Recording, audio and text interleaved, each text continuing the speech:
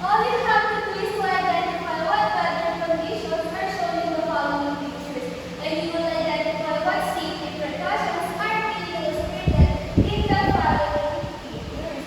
Are you ready, class? Are you ready, class? Yes, po. So in this picture number 1, let's how you observe. What do you think is the answer? Margaret? Sunny day. Yes, it is. Sunny day. But is there any safety precautions are being shown in this picture? Marga? Umbrella. Yes. She is using umbrella during sunny day. So in this picture number 2, what have you observed? Usually, very good. But is there any safety precautions?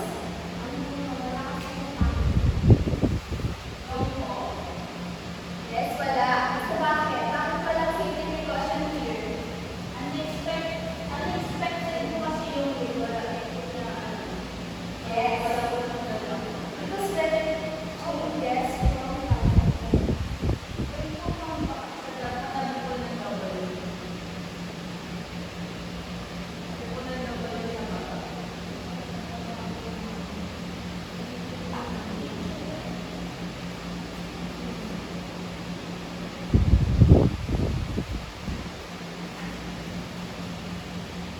So in this picture number 3, class, what have you observed? Usually, yes, it's rainy weather, but is there any safety precautions are being shown? Ano pa, anak? Yes, very good. Usually, meron pa po siyang suot na boots. Yes. Yung mga yan matatakil natin yan mamaya sa safety precautions. So here is the last picture. What do you think is the answer? Margaret? Story. Yes, it is story. But meron bang safety precautions? Bakit wala, Marga? Kasi po hindi na po na-control and yung mga safety precautions wala magagamit. Hindi na po kakayanin yung everyday. Yes po, tsaka bawal po tayo bumiyagi kapag po bumabagyo. Naiintindihan po? So, may alam na ba kayo kung ano yung lesson natin for today? Marga? About weather. Yes, it is all about weather. Our topic for today is all about the safety precautions during different weather conditions. Today, we will identify safety precautions during sunny, windy, rainy, and stormy days, and you will describe the characteristics of storm warning signal, and you will illustrate safety precautions before, during, and after a typhoon.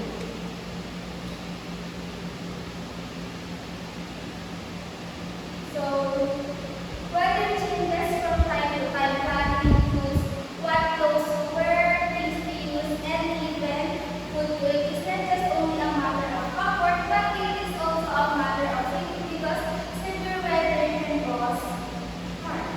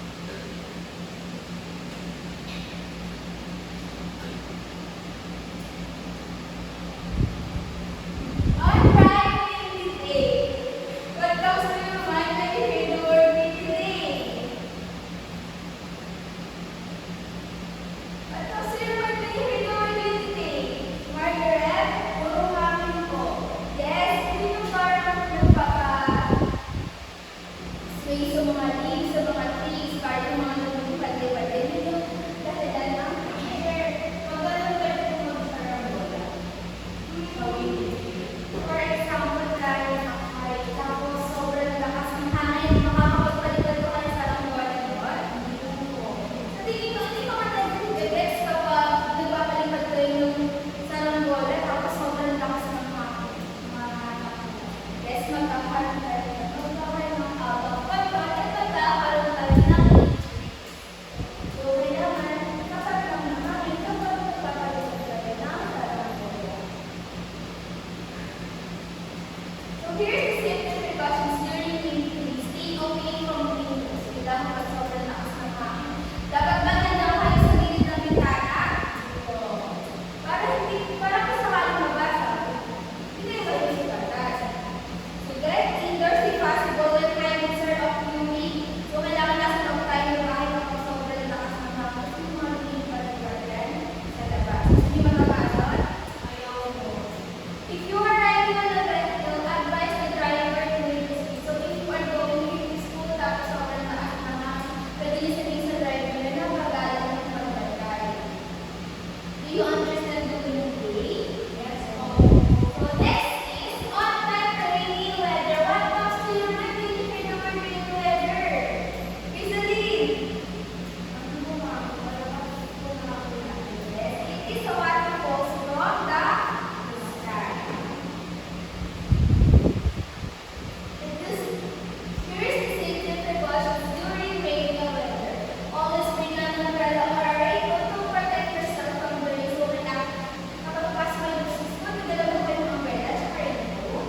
Umbrella po. Mas pwede hindi yung umbrella para never yung tayo sa bahay. Pwede pa rin yung gamitin natin.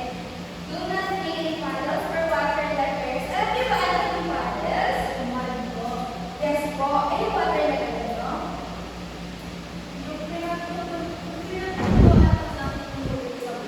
Yes po. Tapos, nagdala mo ba kayo sa putihan? Yes. Saka, di na natin magdala sa putihan kasi maaari tayo makabilas doon na nagkakos ng injuries sa katawan natin. So, kailangan pag-upulan. Nandun na tayo sa loob ng bahay natin.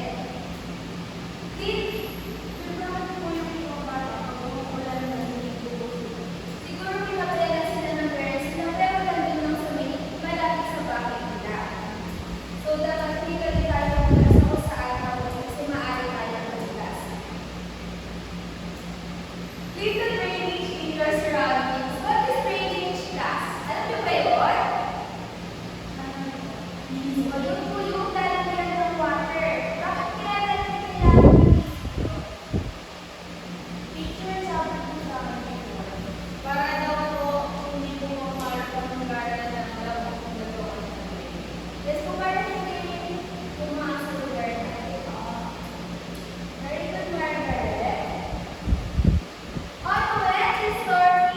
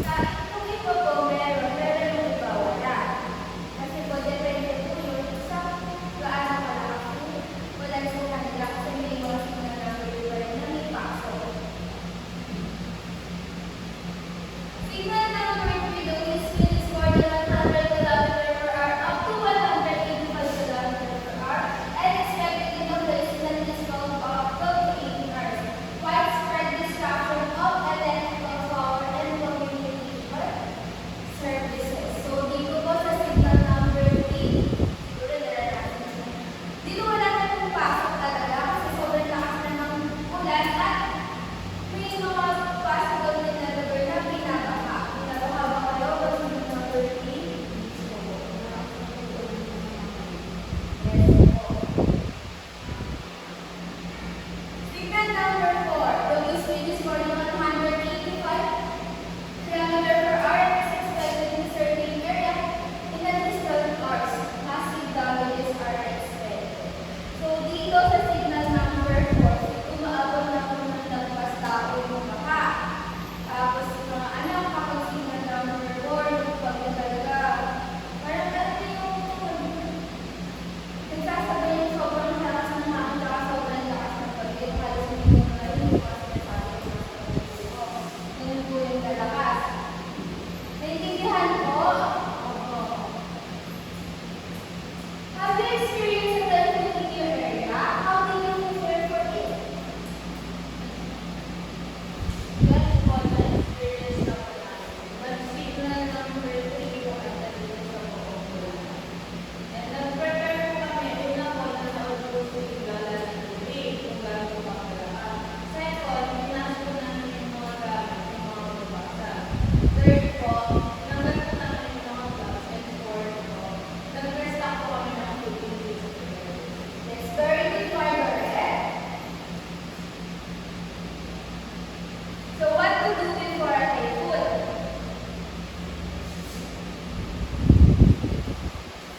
Listen to weather forecast. Sabi nga ni Margaret kanina, nanood sila ng TV. Lang nanonood na TV kung gaano malakas ang tatawag dito sa atin. Check and fix your house for any damage or unstable works. For example, yung mga anak ng bubong.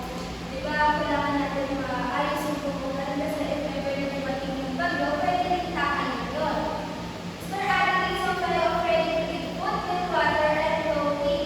So, kailangan may sapat tayo na pagkain like ready to eat food, yung mga cans.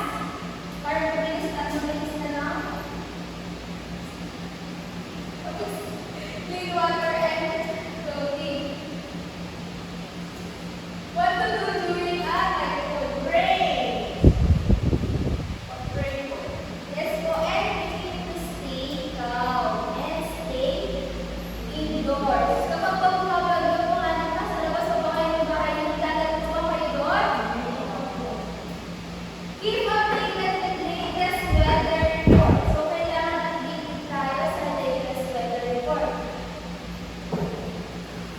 Cover the sweaters and appliances with cloth sweaters when they break. So, kailangan ma-cover natin ng cloth yung mga maaaring mabasag sa bahay natin. What to do after a typhoon? Kung kailangan sa mga po, watch out for the fires. Repair or damage in the house. Monitor the movement of the typhoon. Watch out for divers. So, di ba, pagtapos ng bagyo, yung mga nagkalat ng mga kuryente sa labas. So, kailangan malinaw yung mata natin. And, kailangan pa po na napansin yung mga kalsada kasi yung mga nagkalat. Yung napansin tayo ng kuryente. Referral damages in the house. So, di ba, kung meron lang signal number 4, natatamaan yung bahay natin, nakakasira na siya ng mga gamit-gamit doon, yung mga bahay natin. So, kailangan pa-refer natin sa agad. And monitor the movement of the typhoon. So, kailangan na monitor natin kung nasaan na ba yung bagyo. Naintindihan po? Science trivia. May basa ng mga anak. The National Disaster Risk Reduction and Management Council is an agency of the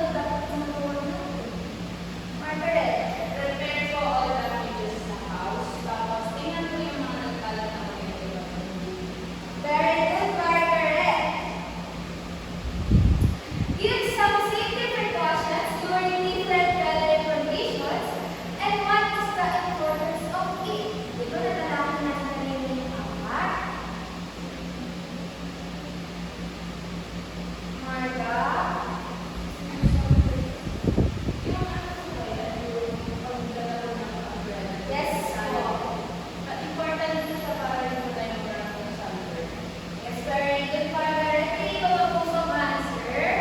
Wala na po. So, proceed tayo sa next question. What is the characteristics of storm warning signal?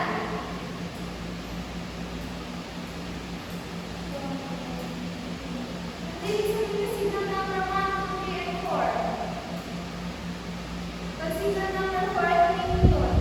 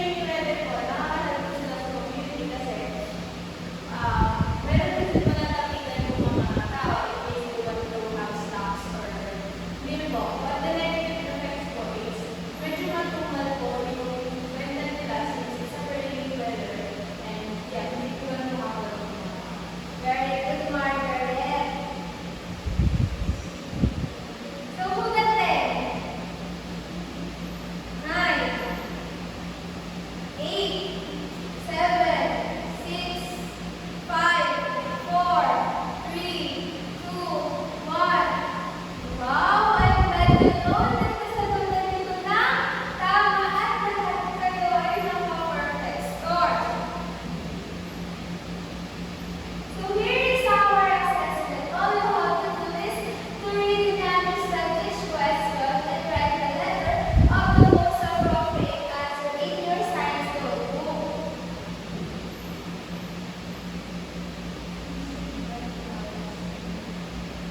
Susulat mo yan, teacher, or No po, answer na daw.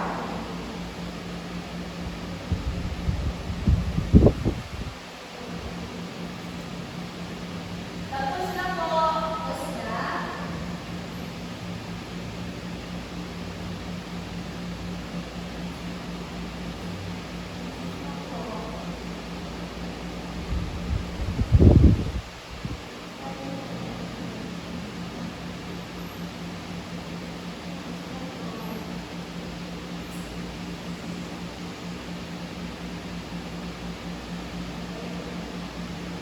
Tapos na po.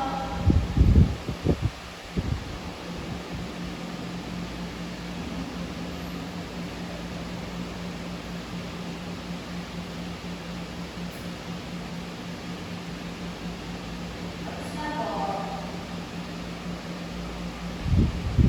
Tapos na kayong lahat. Opo. Pag-checkan din po natin ito. Ayun. So, who wants to answer number 1? Margaret, pagkasa mo muna bago tayo magsagot. You see dark clouds in the sky and you are going to school. Which of the following you should do? A. Bring extra clothes. B. Bring an umbrella or raincoat. C. Wait for the rain to fall. Or D. Be absent from class. Letter B po. Bring an umbrella and rain. So, very good, Marga. Number 2, Miss Elise.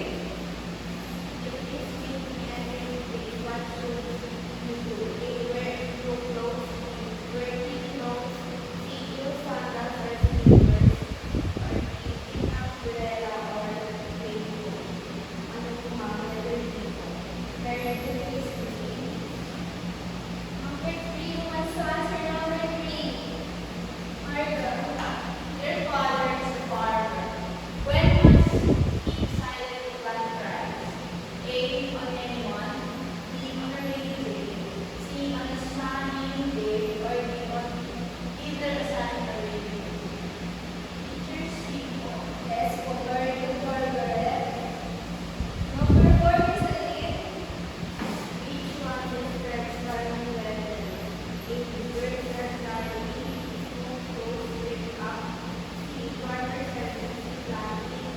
They are decorations from trees. Letter D po. So, very good one. Miss Elise. Number 5. Marga. Mama said prepare to speak again. We observed that the sky is overcast. What is the best thing that we should do? A. Hurry and go on fishing. B. Keep the nets and do not go fishing. C. Call other fishermen, go on fishing. D. Stay outside and look for a bottle of typhoon. Letter B po.